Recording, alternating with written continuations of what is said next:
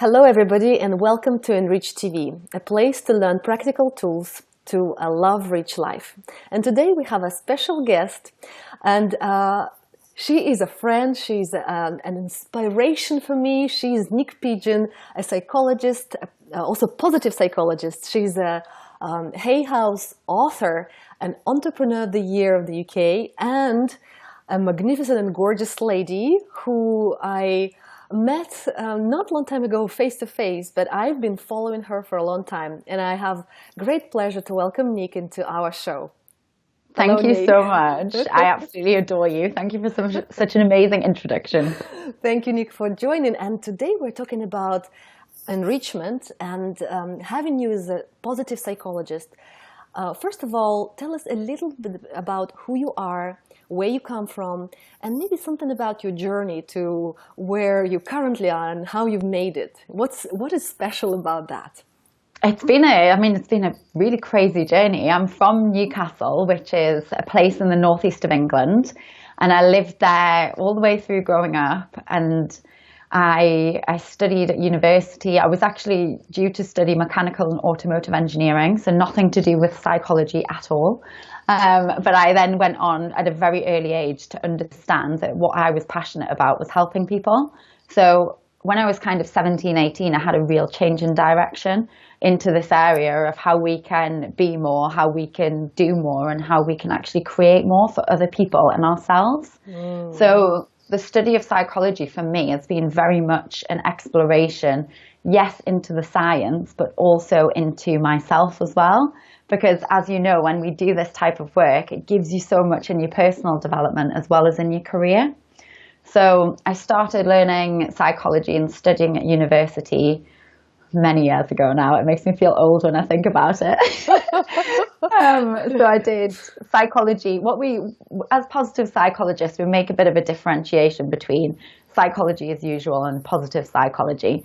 So the difference is that psych as usual focuses more on disorder and disease and what goes wrong rather than what goes right. Whereas positive psychology looks at human strength and virtue, and it looks at how we can be optimally flourishing and functioning as individuals. Wow. So that was my real passion. It's like, what goes well with people? What can we do to be better? And to be honest, it's been the biggest gift, and I feel blessed every day to wake up and be able to practice this stuff, to be able to teach, and to be able to help people have breakthroughs in it. So I now live in Los Angeles. So I left the UK just under 2 years ago to write a book. So the book's almost out finally. So it's been a long process. And I thought I was going away for 3 months, and I never went home. So I have a love for the sunshine. I have a love for the freedom, the laptop lifestyle. And I just really enjoy coaching my women through my programs to really help them create unstoppable success, both within themselves and within their businesses as well. Wow. First of all, congratulations, because this is a big achievement. And also, your energy, what you studied and what you do, actually, it's very palpable. I can feel it. And when they say, well, it's Pollyanna effect, I don't know about Pollyanna, but there's definitely an effect, on a positive effect on how we feel and what you do. And I notice how people change when you work with them. So tell us a little bit about why you do what you do currently, and how that helps you to enrich your life. Well, I've always had a really strong work ethic. I've always known that we can do so much more than we think we can. And I think that's been with me through growing up. But what I also started to notice is other people, not everybody sees that. Not everybody sees their own potential. Not everybody sees what their purpose is. Not everybody sees their brilliance. So I feel like it's my role to be able to share my teachings, whether that's things that I've learned from the science of positive psychology, or whether it's things that I've learned through my own experience, to actually help people to see their own potential and to really help them to grow. And I think it's an amazing opportunity that we have as teachers and as leaders to be able to help people to really find that belief in themselves and really help them to grow. So for me, my favorite part of it and why I do it is for that woman to come back and say, Niyc, I had that light bulb moment, or Niyc, I mean, even when I work with people on their businesses, people come back to me and they're like, Nick, my marriage is so much better after working with you. Nick, my family is so much, my family's doing gratitude, or like we're doing this morning ritual together. And for me, it's like the ripple effect, because I think by helping one woman or one female entrepreneur, we can help so many more people in the wider community as well. Oh, it's so beautiful. And you do participate in community projects. I saw some of your work with the United Nations as ambassador. So tell us more about that. It's very inspiring. So this is something that, when it comes to like enriching lives, this is probably the thing that I feel most aligned with out of anything that I've ever done in my life. Like, it brings me to tears when I start to do pieces of work, or I'll do a bit of writing around the work that I do, because I feel so connected to the power of what the project can bring to women. So the United Nations and the One Bracelet work that I do, it's for a campaign that is designed to raise awareness and help end violence to women. So my background is that just under 5 years ago, I was raped. So I was on holiday in Spain, and I was actually locked in a car on my way to the airport, and I was raped. Now, this sounds like something that is really shocking, and it is. It's horrendous. But it's also something that is completely normal in our world. Like, so many people have experienced domestic violence, abuse, human trafficking, rape, assault, all of these things, and it's not spoken about. So this campaign and the work that I'm supporting the campaign with is to really help kind of drop the stigma and help people see that there is a light at the end of the tunnel. You can experience trauma in your life and still go on to be flourishing and thriving and happy and successful too. That's so deep, and it's so inspiring, because a lot of us, to different extent, have these traumatic experiences. And I think it's, first of all, it's a bit shocking, but it's also refreshing, and it brings an example to us that we are okay to open up and share experiences that haunted us for many years, some of us, right? And opening up, and there's so much strength, and when you're speaking about that, such a delicate subject, but you have so much strength in your voice, and it almost like disappear, like make that fear or make that trauma disappear because it's out there. Definitely, and it takes a while to get to this point. It's not like I'm gung-ho and saying that it's been easy, but the purpose behind the work that I do is bigger and more important to me than my fear. So I think when you remind yourself of why you actually do something and the people that it can help, and that word voice is something that is so important, because a lot of women feel like they don't have a voice. And I see through me speaking out, I can actually give them the strength when maybe they feel like they don't have it yet, and help them understand that they too can actually get past these things. I love this. My mission is bigger than fear. I'm just jotting this down.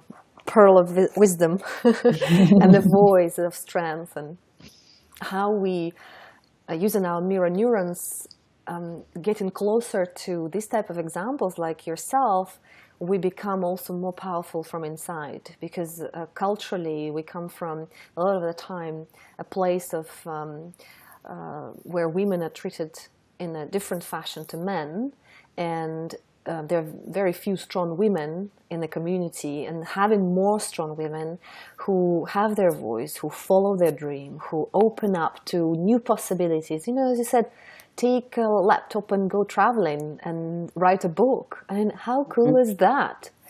How did you make that happen? Tell us. To be honest, I decided that I was going to do it, and then I faced my fears and I went and did it. And that is, I was talking to my friend Erin, who I live with here in Los Angeles, yesterday, and she said, one of the things that I notice about you, Nick, and one of the things that I notice about a lot of successful people, is they're really comfortable with taking risks. I don't always know what is on the other side of that risk, but I'm very intuitive in the way that I work. And if I get an idea, I find that I then can't stop thinking about it. And if it feels like something that's right, I have to go and do it. And I'd always rather have tried something and it failed, because failure is a great thing because it teaches us so much, than have not tried at all.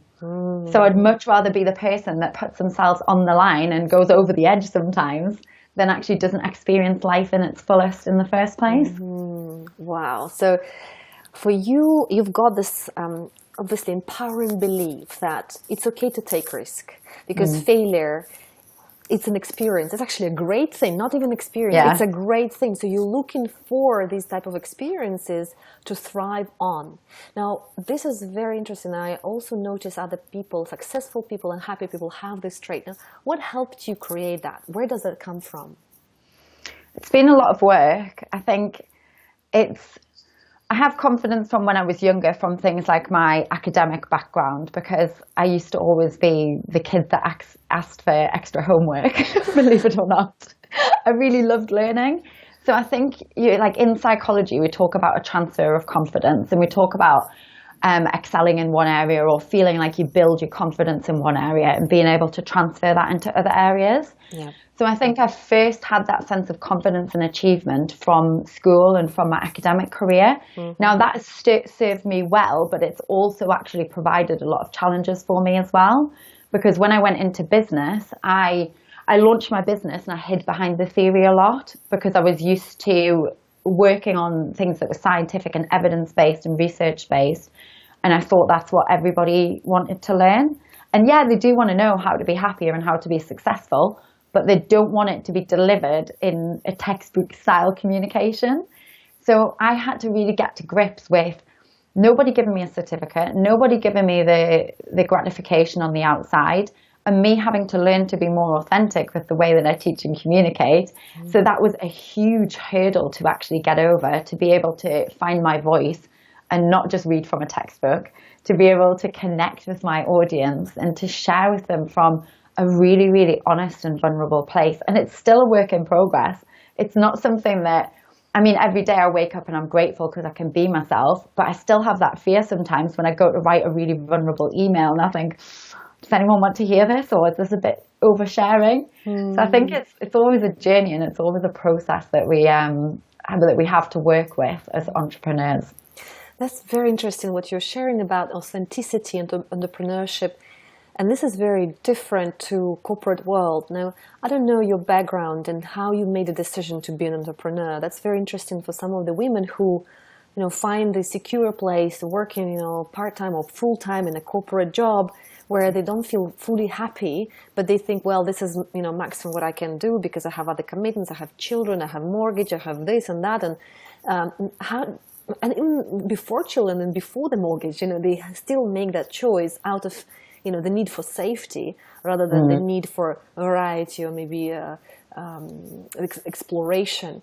So how did you make this choice? And I'm sure that there was this fear, dialogue with the fear, and what tipped over. And I understand now how you do it, but at the beginning, how did it work for you? I think it's important to understand that at any point you can make that choice, even if you have been married or you've got a home or you've got responsibilities. If you have that fire and that burning desire inside to be entrepreneurial and to set up, whether it's a side hustle or whether it's something that you really birth in terms of a big business that you end up working on full time, it's important to know that it's always available for you. And if it feels right for you, you can do it at any time. I have a lot of people that are like, I'm too young to be an entrepreneur or I'm too old to be an entrepreneur. And that is just absolute rubbish. So for me, when I was at school, I was very, very interested in business. I actually did, in England, we have A-levels, which are the exams that you take when you're kind of 17, 18, when you finish school. So I did my A-level in business and economics a year early, and I got like top marks in the school on it. But then I decided I wanted to do engineering because my dad said it would keep doors open for me. So I left that entrepreneurial spirit behind and I thought, I'll do what I'm supposed to do and I'll do engineering. I then went through my psychology and kind of brought that entrepreneurial spirit back to kind of funnel together and weave back in with what I'd learned about helping people. So it was after I graduated from my master's degree that I decided, you know what, I had a choice to make then, because I loved the academia and I loved the research and I loved writing papers and having the evidence. But I thought, how can I actually get my voice and my mission across the most powerfully? And how can I actually feel fulfilled as well? Because I love the freedom that entrepreneurship brings. So I really connected in with what's important for me, what's going to give me the most opportunity to reach these people that I want to help, and also what's in line with my values as well. That's really important. So looking at what it is that's important to you and what experience is actually going to facilitate the support of those values for you as well. And how did you work with your doubts, inner doubts, when you were starting? Because a lot of us and who, audience who's watching, we all have a little kind of wish or desire, but then we feel like, well, maybe it's too much for me. Maybe, it's already done. Maybe I'm not good at it and I don't want to fail. All these little inner doubts. What's your best practice, and maybe an exercise, some practical tip on how we can burst through those moments? First of all, you will never know unless you start. So a lot of people spend time worrying and procrastinating and thinking about what if something goes wrong. But why don't you instead put your focus and your attention on what might go right or what you desire to go right? There's an amazing exercise in Psych called The Best Possible Self. And it's a written exercise. You take maybe 20 minutes to sit down and consider your life in 3 years, 5 years, or 10 years. And imagine if everything in your life had gone as well as it possibly could, what would that situation and scenario look like for you? Where would you be? What would you be wearing? What would you be doing? What things would you own or use? And just really allow that to flow. So create some space, get connected, and then just do some writing around that, because that's going to shift you into a place of hope and optimism. And it's not just me saying it, it's actually proven by the science. So we know it's evidence that this is able to help you feel better about the direction you're going in. That's wonderful. Thank you. So the best possible self, and writing down, visualizing, what's happening in 3 years time from now, and 5 years time from now, 10 and 20, just kind of having that a life story, life book of yours, and where you are the author, the way how you want to write it, and have that positive mindset that will give you more energy to go through those doubts. Beautiful. I like that. All right. Wow. So what you've done is a wonderful example how you took control of that, probably did that exercise, the best possible self. Yeah, I remember doing it. And just, okay, you are in a place now where you have a team. Yeah. And your team are female? You work with, they're all female. And most of your clients are also female? Yeah. So this is an interesting one, because I'm also working with females, and I realized that other women in our field, especially in psychology, we work with female either clients or team workers, team players. And the question is, how do you manage the relationship among these team members, and what helps you stay on top of your game? I'm very blessed. I've got a fantastic team. I love that dynamic, and it's one of the things that's really elevated not just my business, but the way that I do things as well. Having some people to bounce off to support the growth of myself and the business. It's been fantastic in terms of not feeling isolated with your ideas and your growth. So I always take a strengths-based approach and look at what people do well and look at playing to those strengths. So again, in positive psychology, that's one of the foundations of the science. And there's a test that you can do called the VIA character test, where you can actually determine what your top 5 strengths are. So I like to do this with my team. I do this with my clients as well, obviously, and look at what it is that people do well, because when you have a team, it's good to really balance those strengths and weaknesses with each other. And people think, because we're conditioned from school, you have to do 10 subjects and you have to be good at all of them, when in reality, in real life, we can't necessarily be good at everything. And instead of spreading ourselves too thin and doing lots of things averagely, we're actually better off focusing on what we do really well and doing more of that, so we can become stronger and more successful. So it's about having that focus on strengths, and always making sure that there's some sort of feedback loop. So always making sure that I'm asking questions, they're asking me questions, and the communication there's really strong as well. Right. So it's understanding the strengths, like a strengths finder of Marcus. The Gallup one as well, yeah. Yeah. I like his research. I think it's Don Clifton and Marcus Buckingham's strengths finding. And VIA character. It's also Gallup? No, that's not Gallup. That is Martin Seligman. Yes. I believe that did that one. Yeah. So it's on his it's at viacharacter.org. Thank you. It's a great resource. And Martin Seligman, I think he was talking about happiness and optimism, positivity. Yes. Yeah. Brilliant. So what you do is you understand people's let's say traits that their strengths, the qualities and the activities that they like doing out of their predispositions, and you combine them and you play to their strengths and propose activities and projects that they would like doing, right? And then you combine the team based on kind of this puzzle of who does what well, and then it's great in theory. How do you manage some of the negative times when you feel low on energy, when you feel down yourself? That's a really good question, because that is probably one of my biggest struggles that I've experienced over my years as a female entrepreneur. It has been the energy, and actually having enough energy to be able to facilitate my really strong work ethic. Because sometimes I'm like, right, I've got all of this to do. I know that I can do it inside of my mind, but then my body says no. So I've had to really be very much more in tune with that and understand when I need to rest, when exercise is going to come in, which is every single day, and really just being more mindful over how I can fill myself up in order to do the best for my team and for my community as well. Because I used to work myself so hard, and I used to be in that frantic phase of like overgiving and really making sure that I was doing everything for everyone else. Now I'm much better at focusing on what's right for the business, what's right for the people that I'm coaching. I focus a lot on what makes me feel good, because I think like one of the things that I'm motivated by is fun. So I love to speak here with you because I find it fun. Like, your energy is amazing. I know that we connect really well. I really like to make life fun. So when it's fun, it's energizing. And you naturally, when you're in a positive, uplifted place, you're able to create more easily. You have ideas, you're more effective, and you can reach your goals better.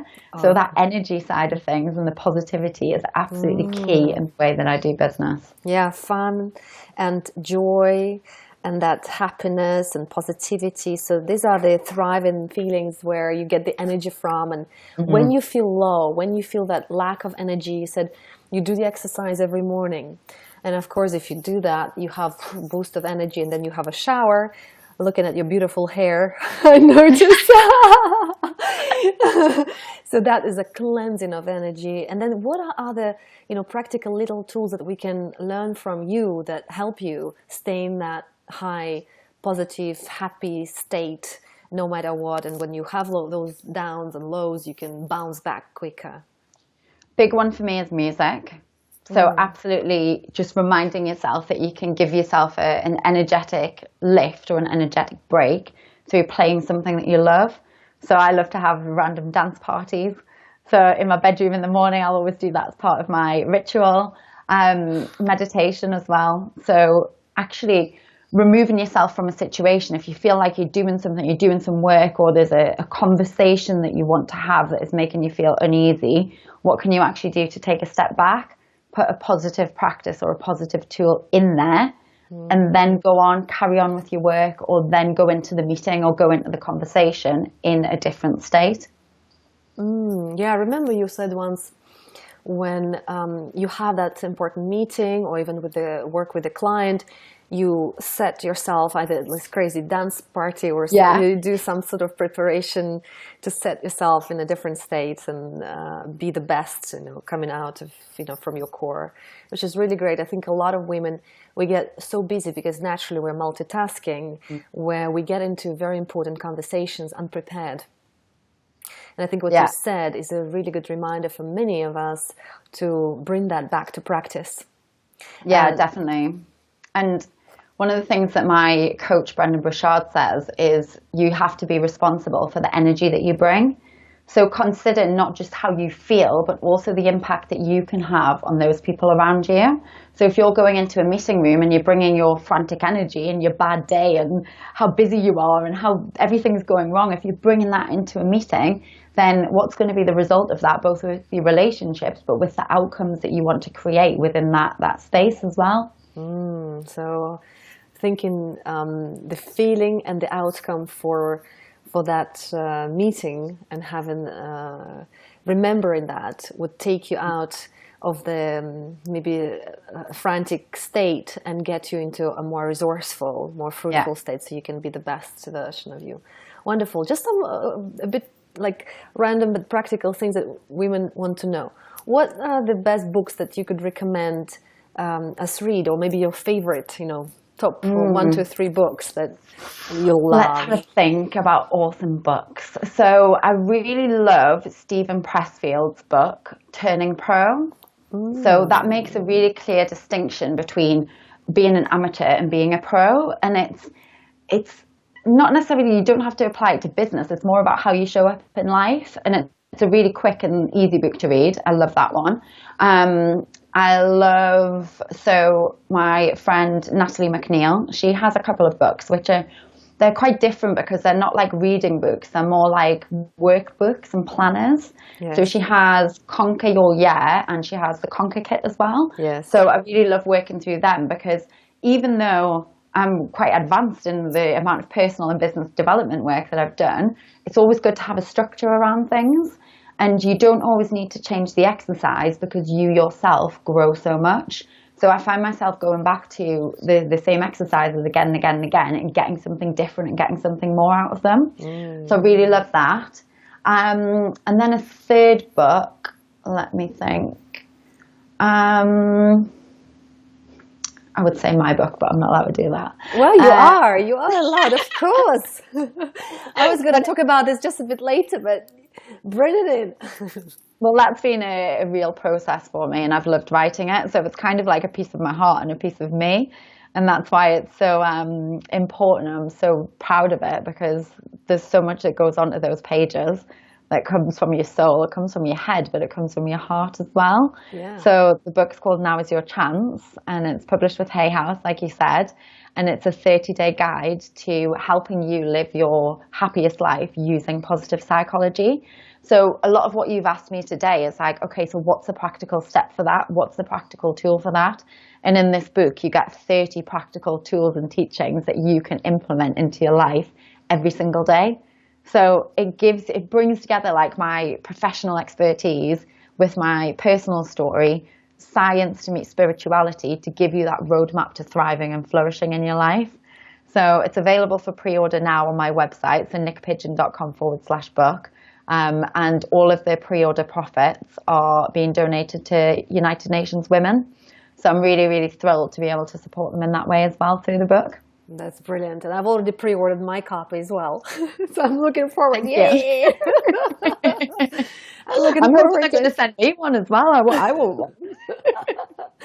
Yes, and it's such an interesting practical setup, because you have 30 days and we're all busy people, and we want something that is, inspiring, but at the same time very down to earth, that we can apply straight away, and we don't have even time to read the whole books. Sometimes we open and we're looking for that, 1, 2, 3 things that we want to implement. And what you teach is what you apply, and it works, and I've seen it works. So I'm really looking forward and excited, and I think the world needs that piece that you're bringing, for sure. So, thank you so much. This is wonderful. So tell us, just before we close our wonderful discussion. We could talk forever. We could stay here the whole day of yours, and for me through the night. And it's amazing across the ocean. There's no boundaries, and once we find these like-minded connections, I think we need to thrive and nourish and enrich them, because that's how we feel enriched ourselves. And this is one of the skills that I also practicing myself, and I feel really grateful that you are here. But tell us a little bit about other resources that people can learn from you, and where they can find them to continue this journey of enrichment on your terms. What are the tools that they can use? So Well, for me, I'm committed to giving away the best free content possible. Like, I want to be known as the person that gives more away for free than anyone else. So I'm always coming up with new ideas and creating new freebies to give away, and they'll be shared on my Facebook. So I have a private Facebook group, which is completely free to join, called Now Is Your Chance. So same name as my book. And then I've also got my paid programs as well. So I have a membership called the Now Is Your Chance VIP Society, and we tackle a different topic every single month within that. I've also got my Happy Women Make More Money program, and that is a money mindset program for women that want to step into their power, shift their mindset, and start to make more money as their happiest self. And then I have my big signature program, which is a 12-month mindset and business coaching accelerator called the Unstoppable Success Accelerator. And that's for high-level female entrepreneurs that really want to rise as leaders in their field and create that high performance that we desire and deserve so much. Wow, how do you make time for creating and just following this? You know, it's like huge work, and you're doing it. And thank you very much for doing it, because we need this. For all women, we have parts of us that are now thriving and allowing ourselves to thrive. And we need more examples like yourself. So thank you very much for the amazing work that you're doing. And, thank you. I love it every single day. And for being here as well, because we change lives one heart at a time. So if our conversation can sparkle some other conversations, and those light bulbs will be switching on. I think this is our mission, to bring more joy, enrichment, and eradicate violence, both physical and emotional. You know, we're working on both ends of those. And I really appreciate all the work that you're doing. So thank you very much, Niyc, for stopping by from LA. And I'm sure we'll see you again soon. So all the best for what you're doing. Thank you so much. Okay, great. Yay!